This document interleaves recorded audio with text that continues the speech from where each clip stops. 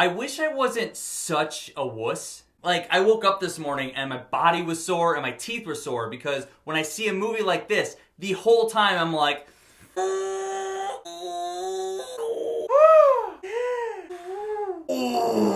At least I wasn't the only one. Oh well.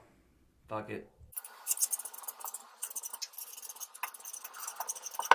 The plot! So just a little bit in the future, these creatures just show up. And they're scary, fast kill machines, and they hunt by sound. Crazy hearing, but they don't see. So somehow, they pretty much wipe out humanity. They fucked us up. John Krasinski and his family, they've had to adapt to a new way of surviving now that there's a new predator at the top of the food chain. And shit gets suspenseful. John Krasinski! In my heart, he'll always be Jim Halpert. But I really respect where his career has taken him since The Office. He also directed this movie, so props on that. I think this might be his best performance.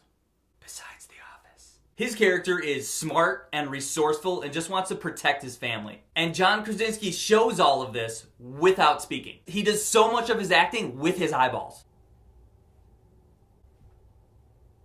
And he just nails it. He's so good in this. He shows how much he cares about his wife and kids just by looking at him. Nice work, dude. Yes! The beard looks nice too. Millicent Simmons. She's one of John Krasinski and Emily Blunt's children, and she's deaf. I thought this girl killed it in this movie, and her perspective, I think, is the scariest because you can't hear. During her scenes, there's no sound, period. That's freaky. She can't hear the creatures. It's because of that whole perspective and how they treat this character that I absolutely loved her. Emily Blunt. She's John Krasinski's wife, and she's pregnant as fuck. Her performance is by far the best in this movie, probably because Emily Blunt's amazing. And her scary scenes are the most suspenseful. Like John Krasinski, she also just wants to protect her family, but she's so pregnant. She's basically handicapped, and that gives you this claustrophobic feeling whenever she's on screen. Even with this handicap, pregnant, her survival skills are impressive. Overall, I really like this movie. I liked it a lot.